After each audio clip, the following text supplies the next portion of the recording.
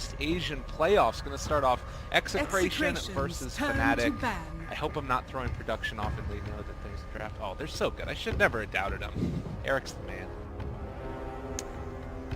The Bat Rider ban, it's all over the place in the Southeast Asian scene. That and Silencer as well. Fnatic have definitely had some trends with their draft. They really like this Underlord offlane for Ohio. When we talk about Ohio, how he's just been like, he's the solid, he's the rock of the team. Well, that's like Underlord as a hero. It's like, it's not flashy. It's not a hero you put on like a flashy offlane, but for someone like Ohio, suits him well. QO's had a hero pool that's kind of been like the PA, the Ember, some of his typical aggressive playmaking carries. And we'll see what they kind of have in store for us in this game here. Night Stalker Sand King has always been like that big position 4 thing too going on in Southeast Asia. Cap, in the games that you've watched, since you're on a different region as us, is it still like those as the main roaming supports, like the Night Stalker and Sand King? Yeah, Night Stalker, Sand King. Fnatic's turn to pick. Nyx Assassin has actually been picked up quite a lot as well. I need like a list of heroes, but there's like 5, like 4 positions. Yeah, Clockwork. There's like 5 of them that are all kind of like, sometimes like in our game we saw 4 of them actually. The first 1-2 bans, all 4 of them were banned away, and there was like 1 left. So the 4 positions are definitely still in very high priority. Yeah, I think it's regarded Night Stalker as probably the best, because he has this good combination of like, you can't mess with him in that level 1 area, but he also gives you this really unique mid-game aspect, you know, mid-late game with the clear vision for that. Puck taken first overall by Fnatic. 10 seconds remaining. Very highly prized hero again, even in the first phase when we're thinking about it. 5 seconds Drow remaining. Ranger is a possibility if they wanted to run it in the off lane. Can still just take it in mid as well. This Puck is like a huge block pick. Execration have first picked it in, I think, 6 or 7 of their games. Yep, they have really good Puck players. Yep. This is pure, like, Fnatic have not been running Puck as a first pick. I don't know if they maybe played it once or twice. I can try to look that up, but it's not been like a, oh, we're going to first pick Puck kind of team. It's very much like, only because they know Execration is going to pick this. They didn't want to ban it. They're happy to play it. They're going to first pick it themselves. And then the Lina Clockwork, a little bit odd again to take the Lina into Puck, which can be a little bit of a tough matchup, wouldn't you say? Or do you think that it's still kind of okay there? I think it's okay. Lina does alright in most matchups. You don't get as much leeway in terms of harassing a Puck. Puck generally could just phase your Dragon Slave, whereas normally in a matchup you get the creeps and the harass. So she won't win the lane as hard as she would against most other heroes. I think the Clockwork pick to me is they're just picking up more for the good hero, because I don't think Clockwork matches well against Puck at all. You can't really mess with him early on. Mid game you can't do anything against Puck. Execration's turn to battle. There's that Pit Lord. You've got the cogs at least against phase shift, right? Yeah, I mean you could walk away in cogs, but yeah. Underlord. Has that been a thing for you guys? That's a Fnatic thing. Fnatic thing, yeah, for Ohio. Okay. It's like just it's been working for them. They just keep picking it. I talked to some of the SEA players, and it's like even like leading into this qualifiers and scrims, it was like they were just always doing this Underlord thing. Yep. Oh, I see. Yeah, 9 Underlord games. Necro's been another. It feels like Fnatic's found like this pool of heroes that really works for them. The Underlord, the Necrophos, QO's PA, and they're kind of just sticking to their drafts for a large part, even though they're very out of the meta heroes for some of them. One of the interesting things for the first difference I see is that the early pickups of the mids here for Southeast Asia, when I've seen all the North American games, we are trying to pick up our mids. Usually in the team that has second pick usually gets it, and it's either the Lina or the Queen of Pain. It's usually a priority, so it's still kind of like the same kind of heroes, probably a little bit more than Puck, but the drafting preference is different. Yep. Yeah, the NA game does them is always like 3rd or 4th pick Lina, like 3rd pick Lina and then responds with Quap or something, for example. Yeah, a lot more high priority in the 4 and 5 positions in the first one too. The bans I'm seeing here too for Fnatic, it feels like they're trying to ensure that Underlord ends up having an okay time and they can't like 1v1 him, somebody that would like destroy a matchup for him. Like the Timbersaw ban out here. I can't really think of another great reason to try and ban out a Timbersaw. There's still a lot of good 1v1 hero against Underlord. For example, the Ursa. Like, if you give him Ursa 1v1 against Underlord, Underlord just loses that lane, but... I see Razor picked up 10 times. That's a pretty good hero versus Underlord as well, the safe laner. Witch Doctor. And that, I was actually, I saw that, like, Witch Doctor. Yep. We've rarely seen Witch Doctor in NA, but Okay. it's one of, like, the most popular heroes here, it seems. Yes, a lot of teams have, like, signature players on it. Faceless being the most prevalent 10 with seconds Nuts remaining. on the Witch Doctor. Yeah. But in terms of this particular matchup, Maledict 5 is seconds going to be a way remaining. for you to punch through against Underlord. Although with that said, by taking Atrophy Aura, normally at level 1, or at least at level 2, Execration's you're going to turn just be pick. really resistant to a lot of like these right click coming in. And I imagine that's going to be the off lane, the dual off lane of choice. It's really hard to punish both these heroes in the lane, and they have a lot of kill potential. It's like 4% now though for Atrophy Aura. That nerf hurts so bad. 7%, excuse me. It was, I think, 4% 10 for seconds when it remaining. initially got nerfed, and then it got buffed up a little, Okay. or like it was like 5 or 5 6%, seconds something remaining. awful. Is it more common to do dual off lanes than... Because in NA we're seeing a lot of dual mids. We're not seeing that much dual off lanes in SCA. Yeah, okay. It's the same kind of thing, 4 positions focusing on the mid. And I think with a lot of teams, they're picking some greedy carries, so a lot of them are still doing, like, at least at the start, try lanes for their safe lane, secure their safe lane, and then roam the supports. But definitely offlaners have been mostly left alone. That was where Faceless actually struggled in a lot of their games, I felt, because teams would just try lane ice, and if he gets shut down, if he's having a bad game, that's like your best player, your biggest playmaker as well, and Faceless wouldn't eventually get knocked out. Yeah. Kind of interesting, the Tusk takedown. It does make it seem like you could have him roaming around more often. It's like not the position 4 that we were normally talking about. There's no Sand King taken here instead. I don't really imagine that they would try and run this as like a 5 Tusk. Yeah, I see this more of a 4. The surprising thing to me is normally Tusk is picked to kind of rescue somebody, like a dangerous single target spell with a snowball, a blink snowball play, but this is more reminiscent to what we saw from Team Liquid from Shanghai. Cap, you were there, and they were picking Tusk for GH, and his role is just to like run up and down the river, bully a lot of support. Because in the river, 1 versus 1 or in a 2 versus 2 situation, the ability to isolate a support and just get an early kill is really, really tough, especially for like Witch Doctor. Even for Clockwork, like if he doesn't have battery assault, Tusk is gonna be running all over. Yeah, at the time it was Tusk Phoenix. We ran that a lot. We became very intimate with the Liquid strategy because Blitz pretty much like told us exactly what it was, and we tried to play it on veggies. One of the unique things about Tusk was the fact that his rotations on mid, it's like Earth Spirit, right? In the fact that you can go straight through the lane rather than having to wrap around. Like most other 4 positions can't do that. It's just Earth Spirit and Tusk were able to have that. So with the block off, like the mid lane is actually very effective for 10 Tusk to gank. seconds remaining. Sorry, when I said a GH Tusk, it's actually Kuro Tusk. They picked it all 5 5 games in the seconds grand final in remaining. Shanghai. I think GH played 1 of them, and Kuro played the other 4.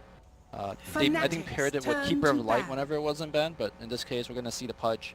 Damn. So So it's actually, like, they normally actually do have DJ playing the Tusk, even though he's like the 5, similar to like what Liquid do with Kuro. yeah, exactly. They play like that 5 position Tusk, kind of maybe secures the safe link, but he can roam. You basically got 2 roamers Right. effectively. I want to say that the 5 10 position Tusk seconds is not the remaining. norm. Fnatic's Like, the norm is more of turn the to 4, because he does want a little bit of... Execration's turn to Okay. pick. Whoa. This is QO's hero. He wants, I mean, you think, I mean, you don't really think Bloodseeker when you think QO, but you see the hero and you're like, yeah, QO's going to be playing that. Like, there's this kind of crazy off-the-wall, slightly out-of-meta hero that he can dive towers with and play super aggressive on. This looks like a pub. 10 Yeah, this does seconds seem to me remaining. like because they had both Tusk and Pudge, right? Like one of those heroes is going to 5 be helping out seconds mid remaining. and roaming, and then one of those heroes is going to be helping out the Underlord. Like it seemed like it needed to be a very self-sufficient hero, but I think you have to have at least 1 support in the safe lane to start, because Sand King Bloodseeker is actually a fair matchup. The Sand King can actually win I think that. Sand King wins that match. Yeah, particularly if he gets a support rotation of his own to come in. Yeah. Down to the wire. They Ooh. take the spin last Okay. I don't like this pick at all. In fact, Fnatic, the only game that... Sorry, TNC, the only game that they lost was when they had a Sven against Clutch Gamers, the Bloodseeker. And what happened in the late game is that Sven was just ruptured, and all he could do is just stand there. Like, he could not fight at all. So To be picking fair, Sven... they threw a little bit too. They threw a lot. Sven blinked up on the cliff and couldn't fight in a team fight. No, he didn't just blink up on the cliff. He BKB'd, he God Strength, he Warcried, and then he blinked up on the cliff. But the point stands, like, I think Bloodseeker is one of the counters to Sven, and Yeah, I'm I surprised agree to on see that picked into this matchup. Well, we'll have to see what they end up going for. Panel, give us your predictions. Who you feeling? Who you thinking is going to take this game number 1? I like 10 Fnatic seconds a remaining. little bit. I think I agree with the Bloodseeker versus Sven. I also think Bloodseeker is a really 5 cool seconds hero to remaining. run with push strategies. I think he's very underrepresented in that regard because he does actually take down towers very quickly.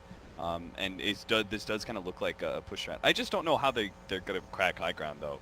That to me is a bit of a mystery. Like every other QO lineup, just kill them and then crack out. yeah, I guess so. Yeah, Yeah. I mean, the old MVP used to drop these like 5 melee heroes with like PA and stuff, and you're like, they have no high ground. Yeah, exactly. Push. They have And then no. How do they go late game? And 15 minutes later, they're up by like 15 kills. You're like, okay, I guess they don't need to worry Yeah. about high ground heroes. No. But If I felt like really confident in Execration as a team, I think I would go for them just because I think they do have a high ground. Good stuff.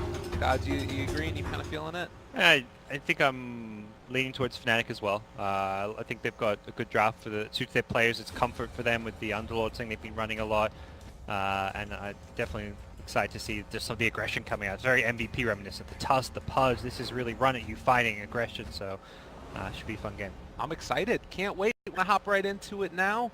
Fnatic versus Execration, and Prepare look for at these battle. movements. I mean, that's the other thing that's so interesting about this is like, if you see the Underlord early on, normally it's in response to something. That's what we were talking about. But it just feels like maybe also with DJ being there, if they ever do get into a situation, he can pop Dark Rift, and then you snowball save the rest of the team, jump inside. It's almost like a guarantee.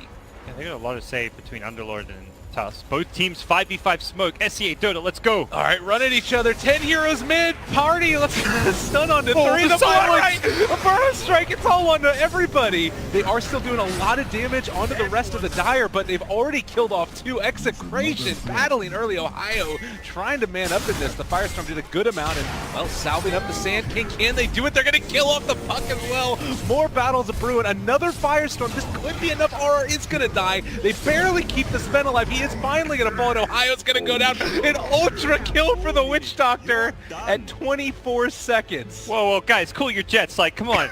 Siren hasn't gone. Can we just chill? We're trying to introduce some teams. The Witch Doctor is 800 gold. I'm just like watching Fnatic 5-man smoke down mid, and then I suddenly see Execration like, oh wait, they're 5-man smoke down mid as well. The Oh shit, they're battle running directly at each other. Oh boy. That was amazing. I think Fnatic hoping to find like a quick pick. They had the ice shards. Perhaps you really probably just want the snowball. You could dodge some spells there. At the same time, you don't want a 5-man snowball into a Stormhammer LSA combo. Even Dragonslave was leveled up, but that was a great level 1 fight for Execration, who start off with a very farmed Witch Doctor. I mean, it's almost to a situation now where, like, how big of an influence is this going to be in the laning stage? He's coming into this with, like... It's a Witch Doctor still end of the day. It's like more a quality of life thing, I think, for him, where he doesn't have to worry about farming up his boots while upgrading the career. So definitely small quality of life improvements for him. But I think you look at the next 2 heroes who actually did well in that fight. It's the Underlord, who's got almost the same net worth as this Witch Doctor already. He's going to have a fantastic time top because he got 2 kills out of that. And he's already got like some CS in a pretty easy lane versus Sven, while Witch Doctor wasn't actually there to do anything. So I think Ohio's actually going to have a great time top lane as a result of that fight. All right, well, this is still looking to be another scrappy one as you have Febby and DJ roaming together up in this top lane possibly. We'll see if they can make more action happen, as I think that this... I mean, who does this lane favor if they get into this engagement? How do they need to start the fight? I think it's going to favor the Radiant side. These supports are just incredibly strong level 1. We're going to see it here. All right, there's going to be the Rot. Slowed down already. They go for instead for the Witch Doctor. He's got a big streak. One of the highest net worth heroes in the game right now, but they are going to be able to keep Lumic alive. And instead, Raging Potato turned around upon, may be able to take down Febby. Can they find this kill? He does not manage to get the Rot denied. Now Nando shows up as well. Raging Potato will have another round of cogs in 1 second, and it looks like Ohio and DJ possibly going to get caught in this one. Can they get the pushback or possibly even just find the kill, saves his mana, and that's another kill to Lemic on a mega kill streak, and 2 minutes in, DJ also going to fall. My god! Battle does not stop. Okay, 10 kills, 2 minutes in. No big deal, Gabe. This is just standard Dota 2 right here. You just have to have an urn. I don't think you can buy it because the raindrops aren't available. You know, he's gonna hit a roadblock. He's gonna be like, crap, can't buy those raindrops yet. That's amazing. It feels almost like a travesty to talk about anything but the kills, but in the grander context of like the game plan of a push strat, does this change anything from Fnatic? Do they have like a way back out of it? As much as the kill score looks kind of crazy, they're actually not behind really right now. This is like a very weird, bizarre way to start the game. You can see at the top it's less than 1k gold lead. Bloodseeker is farming and winning the mid lane. He's dominating the mid lane in CS. 18 last hits, 13 denies. He is crushing this Lina who is 6-3. This is actually a really big deal, and that's where Fnatic's actually, they're in an okay position. They need to calm down. They can't keep giving up these kills. They're going to look for one themselves on mid, and oh my god, nice dodge from QO. The Blood Rite is insane. That, I mean, that's the thing right there also, is you get all of this amp damage coming in from Blood Rage and a kill mid to top off the massive CS lead. And well, we shouldn't look away anywhere else. Heavy kills off RR as well. Ohio. Maybe more kills going on. Ohio gonna die. Oh god. He's 6-0. Oh man, that's good and bad, because when he gives up a kill, that's a big streak. Turned around, that's going to go gold back Fnatic's way, and it's a Witch Doctor. He will inevitably die, so definitely something to be concerned about if you're in his shoes. I mean, he is he's a part of all the kills. He has 3 assists on top of the 6 kills. So I don't know. It's also, we hadn't talked about it at all. Ajit is going to be the one playing the puck in the bottom lane. I guess that they wanted to avoid that one-on-one matchup against the Sand King that the panel was talking about could be tough. Yeah, it does seem that way. I like the Bloodseeker mid because he's got good sustain to heal himself back up. At the same time, Puck has the phase shift theoretically, but yeah, the 1v1 Bloodseeker versus Sand King isn't a good matchup, so they are avoiding that with the way they played this one out. Some very just unusual stuff, like Raging Potatoes playing the 4 position role, which is not normally the case for this team. We'll see how things do kind of progress from here. Raging Potato, they're moving in. They did scan this though, Fnatic, so they know that there's a gank coming mid, and already DJ is there to set it up. And can they turn this back around in time? They still have the Maledict off, maybe not expecting this much damage. Q, Snowball save, but I think he's still going to die to the Maledict damage, as well as the right clicks from Lina. Lemic dropping low. They do end up getting another kill on the Witch Doctor there, and he's manning up, taking down DJ. Has the urn charges as well, because he's completed that one. Expecting that Witch Doctor level 2 Maledict maybe. He is doing a lot of damage and a lot of work early on. Get some urn charges. When you've got those urn charges now this fast, it's some nice extra damage output and some really good synergy with the Maledict. You Maledict someone, you're doing damage, you earn them, and it just kind of does exponential damage as a result as they continue to roam around, looking to rotate in on this Underlord again in this top lane. Ohio not know what he's in for. Although, actually he does. He's got a Radiant Ward protecting him. Should not be going down to this gank, but now they're going to toss out the cast. They're going to go in for the cogs, like we talked about. All of that DOT coming in, as well as the big bad right clicks. Ohio in trouble. Looks to be going down. They will get a return kill, and in the meantime, Q also kills off James in the mid lane. This Lina dropping again, kills all across the map. And this support duo, not that they're working together on Fnatic side, the Pudge and the Tusk, both are just such great heroes to gank a Lina. This is the biggest, I think, weakness of Lina, is that her defensive capabilities are almost non-existent. You've got this AoE stun, but you've got no escape. You've got no good way to run away until late game when you've got all the movement speed to play around, and we're seeing them just run her down time and time again. Although QO is being ganked now by an Invis Sand King. This is the play right here. If they can turn this back around, it looks like they will be able to find another kill onto QO, possibly. No great way for him out of that. Maybe can find a silence and rupture RR just in spite of Hook rupture, that is, the play! That's the combo. Oh, that's some crazy synergy with some of these heroes. All right. We need to bring a little bit of clarity to this game, because I feel like it's fallen off the rails with the teams. So here's a question I have too. you obviously have like a game plan for your team going into it. You think there's a game plan, Gabe? You Well, watching okay. this game? That's the thing that I'm wondering. What is like, the game plan? That's the thing. Does the game plan change when you get like a Witch Doctor with 8 kills at 6 minutes? Can he start going like straight into Ags and maybe turn into the 4 or what? It's tough because it's a hero that you get jumped as Witch Doctor, you die, so you don't want to suddenly invest more farm in the Witch Doctor. You're obviously happy that your Witch Doctor's got some farm and is where he is, but don't suddenly be like, oh, let's give him farm to get more items.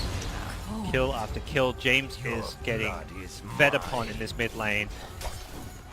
What a start for QO's Bloodseeker. He just continually gets support rotations in. I talked about with Fnatic, the key thing for them, and the key team for any team with QO, is play around this guy. He is such a star, such a playmaker when you build teams around him, and when you play around him, and that's exactly what we're seeing here with Fnatic. Razor Potato running down Ajit. He's going to have to be forced into a phase shift. Use the Dream Coil to try and mess with R, but they can't find the kill, and you can see that James is just playing so scared now. He really has to. It's an incredibly tough matchup for him at this point. Still sitting at 17 CS to the 30 denies of the Bloodseeker, who's actually only a level ahead. Lina is bottom 4 net worth, and half of the net worth of Bloodseeker at this point. Very concerning for James. They're thinking about wrapping around Fernando, but they found a big tasty Witch Doctor, and unfortunately this is going to be a lot of gold back into somebody's coffers, and they give it away to Febby. 570 gold.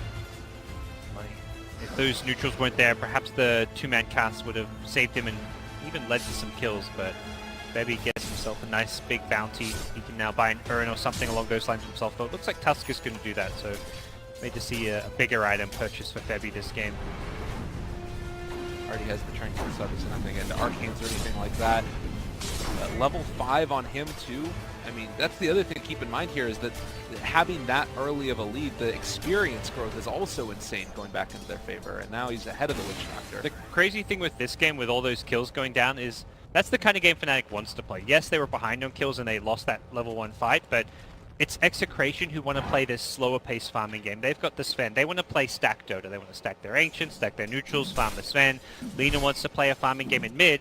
Bloodseeker, he can farm, but he'd rather farm heroes than creeps. Similar thing for a Puck. You're running a safe lane Puck. You're doing this at some early levels, early farm, and then look to fight early on. You're not playing Puck like you're playing this safe lane Sven. It's going to be Fnatic who want to fight.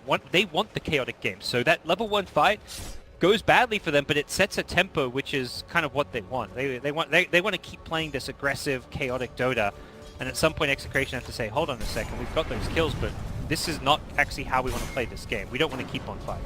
Well, and the thing that I find kind of interesting about that too is that you do have QO going back for a Hand of Midas. It looks like RR is going to die in the bottom lane there, both final with the shards. Is this just because, like, if you're fighting all that much, that they want to make sure that they still enable some level of farm on this guy and he can scale into items if he doesn't find those kills? Yeah, that's a big part of it, and Bloodseeker as a hero is currently sitting on 1200 HP. He doesn't actually need a fighting item right now. The alternative to this Midas is he could have theoretically a Blade Mail, which would definitely be nice and help him playing aggressive, but he feels confident that he can secure some late game itemization while still fighting through a Midas pickup, which he's already got 10 minutes. He's got a Midas and another 600 gold. He is incredibly rich. Yeah, this guy is stacked up, and level 10 as well. Is he going back for Echo Saber at this point? I guess he has at least the Ogre Club built up. Or this is the other nice part, that level Halberd 10 maybe? talent. Yeah, that's the other reason why you can get away with the Midas, is you hit level 10, you're suddenly even tankier. So he's close to 1500 HP without any real health items. The Midas he's got phase Midas with a magic wand, and he's incredibly tanky, super durable. This Ogre Club could be a BKB. I think more likely it's going to be a Halberd. Theoretically, the Echo Saber wouldn't be a bad idea as well, but we'll see. They are grouping up around QO to debate him. Able to dodge that hook. He doesn't want to hook in now. He's all ruptured up. Got the Togs there as well. Burrow Strike could come out. Going to connect now onto QO, but the silence is there as well onto 2, and Max just need to back out at this point. Although Ajit thinking about going back in. No tower left. Okay, the stun comes out, it connects onto two of them, the God Strength is well, but the Snowball, they're just going to be able to walk away. Witch Doctor only not doing nearly enough. Another Blood Right comes out. Everybody from Radiant is so low. They lose the Tusk and the Pudge, and now Clockwork trying to run down Ajit. He doesn't have any way to get out of this one. I don't believe an illusory orb in just a second. They are going to end up killing him off. QO. Trying to clean up. Can they run him down? It looks like he's just going to have to back out of there. Got one kill on the Witch Doctor, but yeah, he has to back out of there.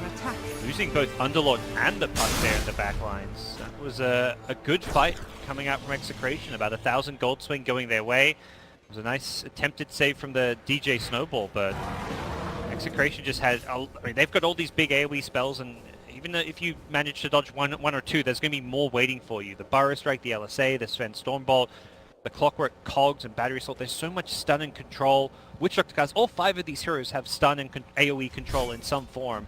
And it's definitely hard to fight into if you're Fnatic. You cannot really use this Snowball offensively. So it started off as a, oh, I'm going to save my teammates, but then the Snowball rolls forward, and that's where you're rolling 3 teammates into AoE spells. Unfortunate, and maybe a response to this type of draft that we've seen out of Fnatic time and again. You know, the Underlord as well. It's the type of hero that wants to group up and, you know, run down towers, be together, get, you know, make use of that Atrophy Aura. But with all this magical damage, it's just not happening as well. If they had managed to, I think it would have been a very different fight if they either landed the hook at the start or waited for the Rupture before he hooked, so he had like a setup for it. Because they don't find that instant pick, it basically the fight starts off on Execration's terms, and they don't have a free kill at the start like they're meant to with the punch hook. So it was slightly misexecuted, and I think if Fnatic actually played it right, they would have actually come out on top of that one.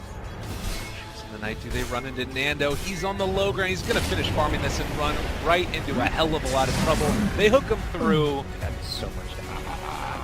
And, well, in the meantime, RR kills off Ajit. Yeah. Nice one to get. Very close to a Blink Dagger, but here come Fnatic looking to hold this. There as well. You have a Burrow Strike on RR to get out, and, well, the hook is going to connect from far away. RR, but unfortunate miss. Working on that Blink very close to it and getting picked off there. That's Sand King and Sven, 2 of the cores going down. And we'll see what the next steps for Fnatic are. I talked about their limited ability to push towers, take objectives, but so far that hasn't really hindered them. Another hook. Another hook onto that Witch Doctor. The cast is going to bounce around, but it's not end up working out too well for them. They end up taking down 2 more of Execration. You know, it's kind of interesting. They ended up TPing 3 heroes, and now immediately afterwards they're going to go for the Dark Room. This is what I was wondering, if they were going to go for this type of play, making use of it, and then going to Shrines, continuing this aggressive usage. Yeah, I love the way we're seeing it used. Definitely something that when Underlord was first at it was kind of also around when like, Shrines were in play as well. Like when the Shrines were first at it, everyone's like, Underlord.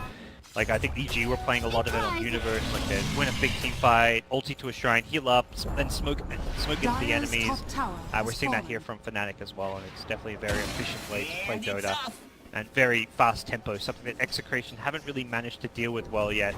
They're up by a couple of kills, but this still just feels like a result of that, like, first 2 minutes where they were up like 10 kills to 2, but realistically they weren't winning the game.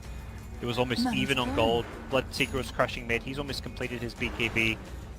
And against all those AoE spells and control, this is definitely a great BKB game, so we'll see him able to fight very early on with this item. Oh, another hook bottom. Able to catch him. Man, Febby has just been on point all day long. Believing he's going to drop the ward and see if he can actually kill him off. A little bit of revenge for the earlier kill that ended up happening onto Febby, and will not be able to do anything outside of throw a hook as he dies. Nice return kill. How's that Witch Doctor doing since those initial ones? He's still got a good amount of farm on him. Yeah, for a 5 position, that's very good, but definitely you haven't seen that like farm kind of continue to grow like it did in the first couple minutes. But ultimately, 10 kills on a Witch Doctor, not too shabby. Yeah, we are building into a couple more of these 4 staffs. It looks like the Pudge is about to have his completed on top of the Underlord, so more of that synergy is Ajit not quite going to get caught by either of those stuns. And instead, thinking about turning this one. Are they actually Dark Rifting up here? No, he doesn't have it, but it's going to be Febby looking for that hook, not going to connect, and RR should be able to walk away from this. Yeah, Ajit was a bit too scared to go in aggressively there on the puck. Could have maybe gone for an orb to set up for Pudge, but not too big of a deal. right? Another rupture onto Nando. Gonna get hit by the blood right as well, but they don't have ability to stop this off. And instead, it's Clockwork hook in. He's caught onto QO, 4-staff away. Underlord keeping him alive. Here on the south side, or rather the north side, doesn't look like they're gonna be able to go for any more of a fight yet. I'm gonna run back in. Tusk is actually very deep. Alright, well, Bloodright gonna connect onto 2. The snowball's keeping him alive. This Bloodseeker is incredibly fast right now. The shards, as he snowballed away, QO might just clean up with the BKB there. There's no option for him. Nando is just gonna get ran at inside of his base. Looks like QO finally gonna back out. I think old QO would have gone for that. 2015 QO. He's by the tier 4s right now, getting a triple kill and then dying, you know. Dire's middle tower is under attack. A bit more maybe discipline from him, but his BKB wearing off, he settles for the kill or 2 that he gets, and his team continue to excel. He is just incredibly fast. Did lose the courier somewhere there, not too sure what happened to that, but not the end of the world for Fnatic. Interesting puck build. Okay, he's not going to go for like a full drums. He picked up a bracer, looking phase boots 1, like getting all these smaller items, not looking for the fast flank, but will now having to do that. Again, going up here on the top lane on the Raging Potato, it's just going to force him back. And I mean, even when there's not kills, and there's almost 40 of them at sub 20 minutes, it still just feels like there's constant like little skirmishes going on in this game, and it's got to favor that Fnatic draft. I feel like Sven hasn't really had that time for himself yet. Yep, he wants alone time, he wants to farm Ancients. For the kill on Ohio. Oh man, 4-staff away, wasn't going to have any of that. 4-staff, that's it. Duo coming in top now. Got him caught. There's going to be a hell of a lot of damage there. Doing the Witch Doctor ulti as well. The silence is there. Trying to turn this. Achi's going to be pushed back by the Cogs, and now out of mana, he's going to be taken down as well. 3 dead. Another snowball forward, but they can't quite bring down Levick. This Witch Doctor trying to run away. It's not going to happen. Still, though, that is 4 dead for Fnatic, and maybe going to lose a 5th as DJ is just trying to get out of this one. Recap already showing a heavy lead for Execration. Sure is going to be further accentuated as Fnatic, not really too many places left for him to hide. That's a full team wipe. Able to burst down the Bloodseeker before he could BKB. He got it off like at the last millisecond before he died, so he got no value out of it, and that was the perfect way to start a fight. You delete the biggest net worth hero on the Fnatic side, you take out his BKB, and then suddenly you set yourself up for success as Execration take a much needed team fight. They're gonna get hooked to stop Raging Potato. The fighting never stops, Gabe. It's never stopping. This is like, is this? I mean, this is sort of reminiscent of how it was when Phoenix first came on the scene and just like won those games, right? Like, yeah.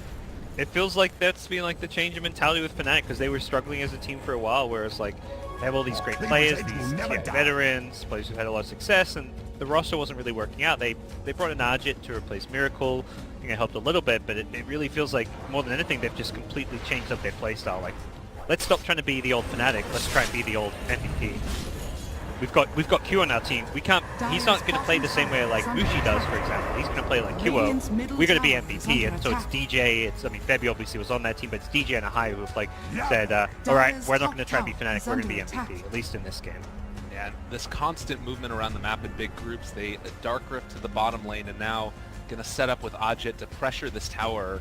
I mean, maybe they don't even want to pressure the tower. Maybe they just want to keep on fighting, and it looks like they might be able to find the Execration here. Can they find kind of a hooker initiation here? Raging Potato does need to be careful.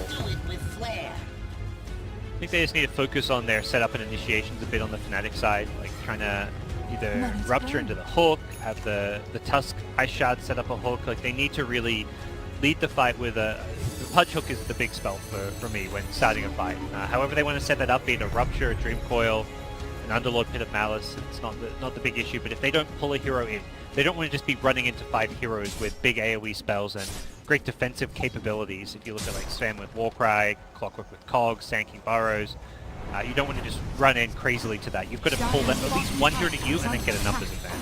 So that's something that I was wondering. Ajit had a bracer in here. Do you think there's any idea of like going for an Atos or something like that? Is that too weird? I think it doesn't do enough for him. It doesn't help against like a BKB Sven. doesn't help really against Alina so much.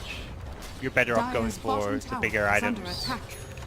You could go for like the defensive heals, which is also like always fine. I think you'll just see a more standard puck item most likely. The one thing I wonder is maybe a drums was considered as like a early game fighting item based on how the game was going, but it doesn't seem like that's going to be an item to buy at this stage as a core puck. They want him real bad, but they weren't quite able to get the rough shot. Radiant's middle tower has fallen.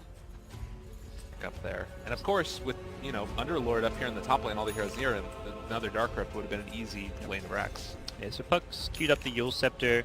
I think Ags on Puck is going to be very impactful this game as well against a Sven BKB. You can also coil people and then hook them out and get that extra stun. There's just some cool interactions possible. Oh, looming, it's been found. Yeah, he's going in biz, trying to run away from him. They have found the root though, and unfortunately this Witch Doctor is just going to be fodder again. 11 kills looks good, and I mean, he's had a great game for himself so far. Yes, they got him caught. He's going to end up going down.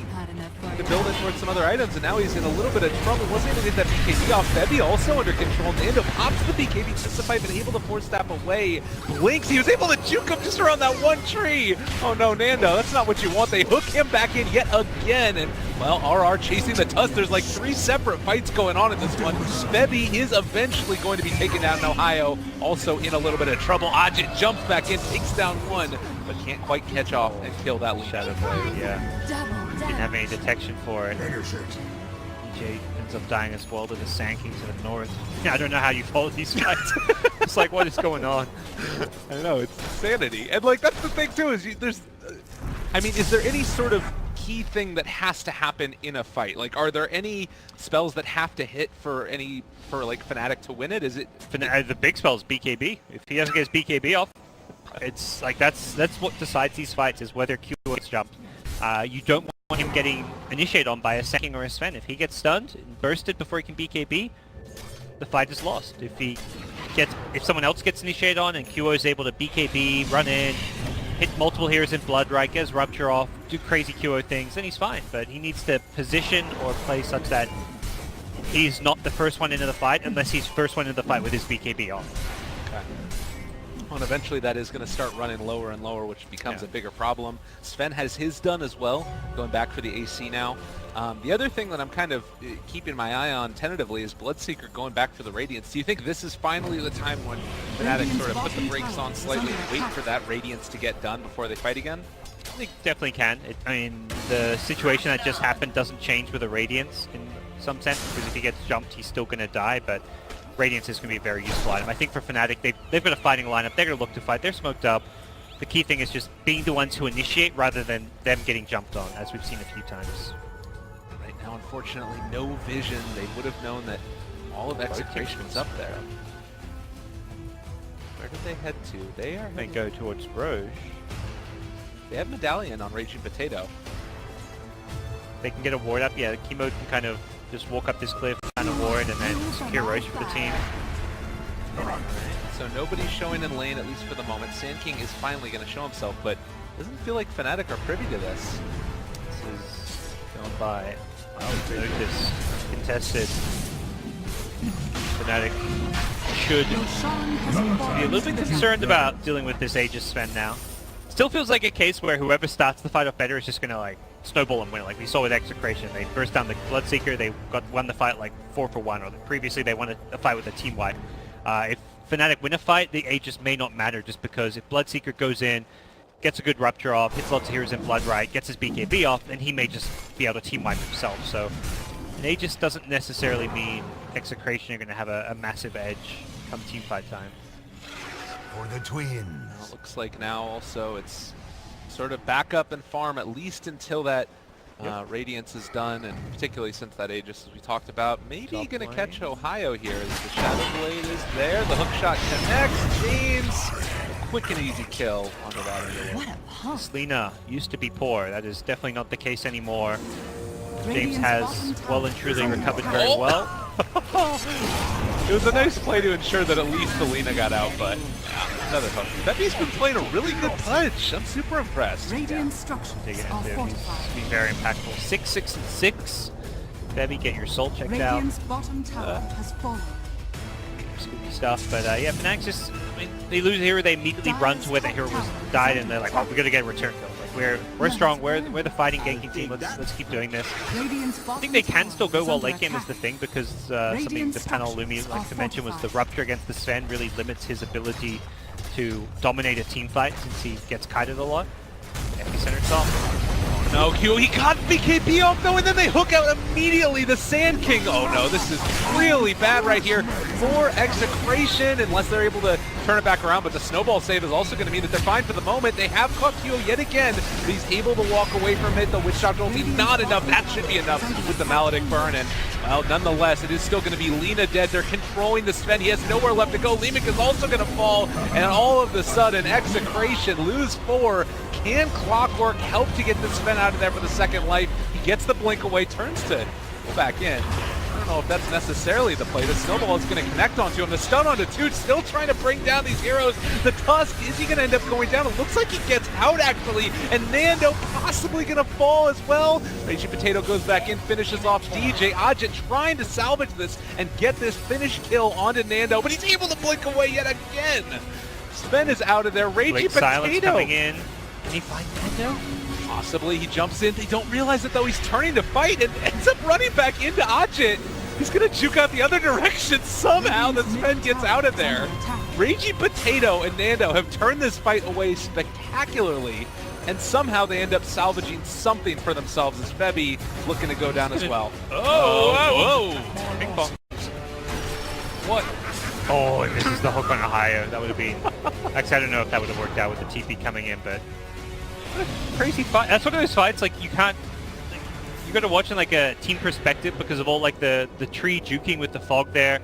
Sven and Puck having this cute little, like, mind game battle in the trees where Puck's trying to find him, guess with the orb. Sven blinks away, accidentally finds him with the Waning Rift, doesn't realize it. End result is... slightly Execration favored. The Sven does not go down. Gets a couple big kills. They kill QO's Bloodseeker again. Even though they used the Aegis, that's what it's ideally there for, is to win you a team fight, as we just saw. It does change a little bit too. Like, I wonder if Fnatic take that fight with Radiance instead, and all of a sudden it looks completely different, you know? Dire's middle tower Not sure is if it under would have attack. changed everything, but Oh, had it not Radiant's been bottom delivered tower yet? is yeah, I under don't think attack. so at the start of that. I could be wrong. But nonetheless, 28 to 33, we are approaching ludicrous levels of kills for how long the game's been going. It doesn't feel like it's going to slow down anytime soon. Yeah, SCA is heating up. Gonna mention, for those of you looking for the NA not playoffs, the group stages, they are wrapping up with Planet Odd versus Team Freedom. It's on Beyond the Summit 4, if you guys want to check out the deciding matches of the NA group stages. But here we go. Yeah, another quick jump onto Febby, and he is going to be taken down, so... Regeneration. I mean, Fnatic probably still wanting to run after them and see if they can find a kill here. Nando's still in the area. Seems unlikely, though, without the Pudge. Oh, Nando, they are not able to get the stun off onto anybody. Again, the little okey doke there. We'll finally find it onto the Tusk, but he's also Dreamcoil trying to TP out of there. Fortunately, no Walrus Punch to break that TP. BKB TP out. Puck does have that Axe queued up to deal with this Sven, and they're going to all ulti top. They want to fight. All right, jumping in, Execration. They weren't expecting that one. The shards are there as well. They lift up onto the Witch Doctor. The hook shot off to the other side. Hits a Centaur randomly to get out of there. Now Lee makes him okay, but will eventually fall. Looks like so too will the Sand King. Yes, he does go down. Witch Doctor tried to turn it, but it was never going to be enough. What's that Centaur doing there, Gabe? What's going on? Radiance He burn. wants to join in, yeah. It's like, oh, there's a fight going on. Let me come to that one. And Fox like, sweet, thanks for the escape route. Fox has a run of Atos all of a sudden. Holy cow! It's going crazy this game. That's going to be kind of a tool to try and help deal with this Puck. It's nice because you can hook shot in, so you leave with the stun, and then you've got a route to follow up to try and disable and lock down Jet. After that last fight, I'm sure, where he was able to just run on tiptoes around the Sven. They're wanting to make sure that happens. Let's see, it looks like it's going to be a Lincoln Sphere next for Bloodseeker. He's got the items that he needs to fight it. Yeah, and another quick kill, Lotus Punch there. 64 kills in 31 minutes, and well, Ajit ends up securing that one. Yeah, it feels like he's going to be playing around his spells more than I mean, he's got right-click items with the Radiance, BKB, Lincolns, definitely, but he's like, he's talented towards the Blood Right damage, the Rupture damage. If you want to go full right-click, you're definitely getting the attack speed, the all stats, even later on the lifesteal. I imagine we'll see that Blood Right cooldown coming into play. He wants to be able to kite through his spells as much as possible, and then any right-click damage is like a bonus. They almost caught him there in the trees, Febby looking for an opening, but they weren't quite able to get it. Yeah, I've seen a couple of different Bloodseekers try this build out in competitive, and one of the big things that runs into a bit of an issue is like your mana pool actually, unless you go something like an Aghanim Scepter, because you only have 800 mana on this hero. The Lincolns will, I think, solve most of that since it also gives you mana regen. We'll give him like 15 all stats, 150% mana regen. I think with that alone, he should be okay. Obviously, if you're spamming Blood Rights at level 25 off of cooldown, you will eventually run out of mana. And the Axe means double Rupture. That's 2 times the mana cost for the Rupture as well. So we'll see how that works out. If Axe is none he wants to consider, I think it is very good on Bloodseeker. DJ caught again. Just going to get blown up. The biggest kill, and no Aegis to claim as well following the pick, so ultimately a smoke gank for a kill like that. Oh, I don't think, Febby, you do not want to fight him. The dog chasing a car, what are you really trying to do here, Febby? Oh, the cogs works against him. Yeah, I think that this is still probably going to be a kill. Okay, alright. Febby sometimes plays around it, able to bait out God's Strength. To the south there was an epicenter which caught nothing, it looks like. What is happening? QO, okay, they're running after Nando again. They get the Rupture off on the Raging Potato. The hook should follow through, although Nando jumps back in, gets onto Febby. They have that bite available to lock him down for the moment, and no BKB available. They're gonna kill off Nando, gonna kill off Raging Potato. The Burrow Strike to try and turn it, but RR, there's none of your teammates here at all. Now a Light Strike Array, not quite on the mark. James trying to run away. The most clowny of Dota. They force-staff QO forward. The Burrow Strike away with the Aghanim Scepter. They can't quite run down RR yet, but he still has the Blood Rage on him. And QO, unfortunately, is going to have to call off the charge. It's one of those, this is impossible to observe because there's all these like small like 1v2s and 2v2s going on like in 3 different locations at any given time. Like Pudge is playing a 1v2 over near his tier 2 tower. Meanwhile, mid lane, Execration's playing like a 2v2 with the Sand King Witch Doctor trying to go in on, I don't know, was it a Puck, someone? Then Fnatic turn around, start fighting. This is one of the most hectic Dota games I've seen in a long time, and definitely very entertaining as neither team has managed to pull ahead. We're looking at 2 kills a minute, a 1k-ish gold lead for Execration, which amounts to very little. Especially when you think a lot of that is in this Sven, who will have issues late game, getting kited around, being ruptured, multiple 4-staffs. There's Hook, there's Dismember. Speaking of Hook, oh, James, they don't have detection. 4-staff forward. They still don't know he's here, but he's running him down. They shards. They got the Dream Coil. What? James! How did they know? Do they have a gem? I don't know, actually. I thought they missed the dust. At least that's what it looked like. I guess the Shadowblade wore off. He actually rotted him perfectly as he was running away. Like, he was just following his every movement speed, and I believe the Shadowblade may have just wore off there at the end.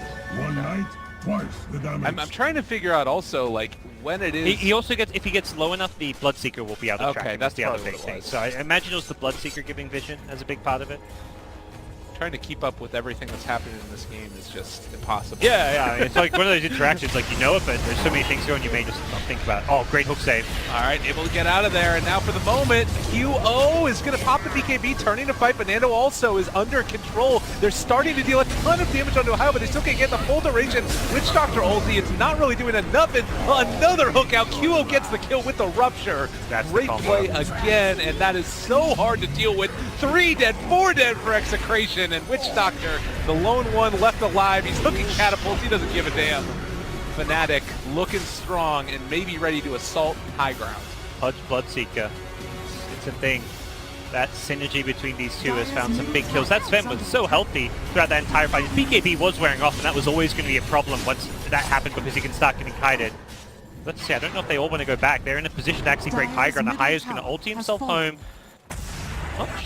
I guess he just didn't have a TP scroll because he can't actually ulti back in. He can TP to the shrine and walk his way back, but no buybacks means Fnatic may actually get a lane of Rax off of this. Suddenly Rax. Like, that's the thing. I was wondering, when is it that this game is actually going to end up starting to transition into the big objectives? We've seen one Roche taken most of the towers down now, and Execration, how big of a deal is this for them, losing a lane of Rax here? Is it something where it sort of stops their ability to move around the map as freely, or? Yeah, it's even though they've got heroes that can clear the super creeps very well, the Sven, Lina, Sand King, it's a big deal because they've lost a lot of map control. They're going to lose their shrines. They're going to lose. I imagine this Roshan, they are back alive. I think contesting it is definitely something they want to try and do, but it's hard to just say, all right, let's go contest Roche now when you've lost a lot of your map control. They do still have wards around the Roshan pit, so they see Fnatic walk into this one. They've got to get there fast though if they want to stop it. Clockwork, the perfect hero to try and stop this one and be disruptive though. Yeah, and Sand King is coming down to the south side. He does have Aghanim Scepter, no Force Staff, and will get spotted by the creeps as they come through here. That is potentially very problematic. Blood right down, might be able to sidestep that one. This is, I mean, at the very least, Fnatic don't feel comfortable doing this anymore. Yep. Definitely. They've got Manta on Cure, so that means he doesn't have buyback, which is potentially an issue, although this Manta can be very dangerous to scout with and just cancel those blink daggers on heroes like Sand King. Into Radiance. What a combo. Octarine Core next? Don't think you want to go full Naga Siren? You can go like half Naga Siren. Oh no, they caught Raging Potato. He doesn't have a way to get out of that one. And hook shots to try and turn it, but that may be the end of Roche. He's your key initiator, the scouting hero as well. Without him, you may have to get this one out. They have got wards for vision. Stopping this is going to be a challenge. Heavy Fission hasn't found anything yet. They are still in the area, but as you said, not a fight that they want to take without that Clockwork. 3,000 plus health on Beppi with a Blade Mail, thanks to all the kills and flesh heap he's been getting. It's insane. Got 50 bonus strength from flesh heap. He also has 58% magic resist with the pipe as well as his natural base and the flesh heap addition. So all of these spells that were before causing so much trouble for that hero, not as much so anymore. I mean, this is also another one of those heroes that people don't talk about a ton, but Pudge's ability to help with high ground suddenly, I mean, it's like a Batrider, but better in a lot of ways. Yeah, hit it. It's so nice. Yeah, it's short cooldown. Just keep on throwing those hooks. Eventually, you may find a pick that just opens up the game for you and allows you to break that Rax. Fnatic aren't in a big rush here. As much as they may want to try and force this with the Aegis, they can be a little bit patient, wait for a hook, or at least slowly chip at this one with the Manta, with QO, with the BKB Aegis in the front line. Walking forward, Lemic, they have the hook shot in, the Maledict is there as well, a good bit of damage. Can they find that kill? They're able to hook one back out, but still a lot of damage coming out. They have the Blood right off to the side, BKB pops as well. They've already taken down the Bloodseeker for the first time at the very least. Aegis is down, Laguna Boy to kill off the puck. They're dealing a ton to Ohio as well, but Beppi, he's just standing tall in the background. They have to buy back on the Sand King. Nando so low at this stage, and is he going to end up going down? He is going to end up falling. QO with the cheese, gets back up to full HP in Ohio, finally going to fall to the right clicks from the Lina. Maybe they can run down QO here, but they need to hit it perfectly. They need to find him. He's able to Manta away, but the burst strike on the 2, and that might just be the end of it. Ultra kill James as they defend their high ground. It's looking like Fnatic may be able to take that fight just by sheer numbers, having Aegis and Cheese. Definitely some slight missteps there with their execution. The Pudge hook went through like a snowball. The snowball save and like offensive use kind of made the hook actually miss. The QO Bloodseeker got bursted down very early as well, and that is some turnaround. And the boots of travel means that Lina's already down here assaulting the high ground and able to do a ton of damage to it. She doesn't have any help, so if they do decide to buy back on the Bloodseeker or the Tusk, it could be a little bit scary. See if she considers doing much more than some chip damage. I think that's about all she can get out of this one. And Tier 3 tower would be huge because it does allow you to kill Shrine. Whoa, force-stuffed in. Ohio goes aggressive. Okay, wanting to try and battle this. Febby is back up as well. The hook, ooh, sidestepped neatly by James. I think he's carried some detection here. Something I feel like Fnatic throughout this game have been a bit lax on, and immediately, yeah. Should have maybe bought that gem before the TP in, but he did miss the hook, so it wouldn't have mattered. James instantly goes to clear out one of the 2 shrines. The less important of the 2 not being around the Roshan, although he actually gets cold feet, decides it's not worth risking his life for. This is the point in the game where all of that aggression that happened earlier might need to be slowed down a little bit, would you say? Like, with the buyback statuses and making sure that they have it before they actually go in. Yeah. I think you wait for a better pick-off and initiation. The Rupture hook combo has been the big way they've been able to kill big key heroes. Puck's level 25 is coming soon, so their late game actually looks pretty potent with Dagon 5, Acceptor Puck. This Puck has not been like a super fun Puck by any means, but all the fighting has led to a lot of experience. You also have Febby, who just got into that level 20 GPM, 150. Yeah, he almost found the hook on Pudge there as well. Are you able to catch James? So yeah, a lot of action still brewing. 83 kills in this one. As you said, the 2 kills per minute is continuing, but we might see a little bit of a slowdown, or Fnatic just might run it on again. They've got 3 GPM talents going. The Tusk gets 90, the Pudge gets his 150, and the Puck about to reach the beautiful 420 GPM. So they're gonna be rolling in gold. They can slow it down. They've got minus on Bloodseeker. I think the economy game definitely favors Fnatic moving forward. But in terms of big team fight, like it's not clear cut that I think the late game is slightly better for Execration in terms of just their overall lineup composition, because they've got a lot more disable, a lot more team fight, but there's just going to be these big crazy items that can kind of counter some of their heroes. The Ag String Call from Puck could be really impactful. The Pudge Hook is just one of those spells that you never know how it's going to influence a team fight. So even though like as a whole their team fight's better, it's going to be whether they can execute it in these chaotic settings. And maybe eventually too, you get into like the Witch Doctor, Aghanim's Death Ward. It looks like he's bought the... Oh wait, he actually switched it up. Yeah, he had the execute up, but it looks like he's changed his mind. Aether Lens instead. That's also really good. I mean, longer range is the Paralyzing Casket is going to be big for him. He decides it's just an item he's more assured to finish off right now, and the Axe Death Ward, there's so many things that can cancel that Death Ward that it may just be a wasted investment. You know what else we just got?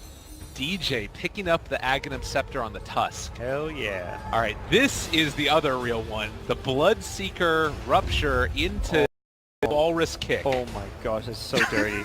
Anyone who gets... I can't believe he doesn't have an Axe. Like, there's so many good movement spells on your team. Like, the double Rupture would just be insane this game. I really feel that his next item, replace the Midas, get an Axe. His team just need to tell him, like, dude, you don't have to right-click them. If you Rupture them, they're so dead. Like, forget right-clicking anyone. You will do 5k hero damage just by rupturing people with hooks, with Walrus Kicks. Yeah, this is really quite dirty. And the other thing is he has the Blink Dagger to get there in time to actually like make sure that it's off. And well, we thought the team fights were hard to follow before. My camera work is going to be taken for a ride here in a second. Because this is about to get gnarly. The vision advantage is into the favor of Fnatic. They're hitting this shrine. The wraparound is coming from Execration. Considering jumping? They run past them. They see Q. I guess they'll look for the supporting cast. Alright, yeah, Raging Potato just gets out. No, don't take that one. Homing in. Fair enough. Puck now with a Lincoln's as well. Interesting. He had the Dagon 5 feet up. Opted to get something more defensive, thinking he can just place on some of his teammates. Protect himself from that like hook shot into Rod of Atos initiation. Dire's bottom tower is under Even attack. just the insta stun from a Sand King Burrow Strike. They also have the Blood Right cool in there as well, so 5 seconds for a 6-second silence duration. It's pretty good in an AoE, not to mention just clearing out the creep waves is super value. The game has definitely slowed a little bit. One misstep here, and the buyback status, it looks like on the side of the Dire, they have a couple. Radiant's still missing a few. Will they find that initiation though for Fnatic? Just trying to maintain their map presence here. on this bottom lane. Fight around their observer ward vision. Said not necessarily in a big rush, considering they've got all these GPM talents, the Midas Gold coming in. A farm coming their way, and they can just patiently wait for Febby to find that hook. Oh, Burrow, the blink away. God, that rupture.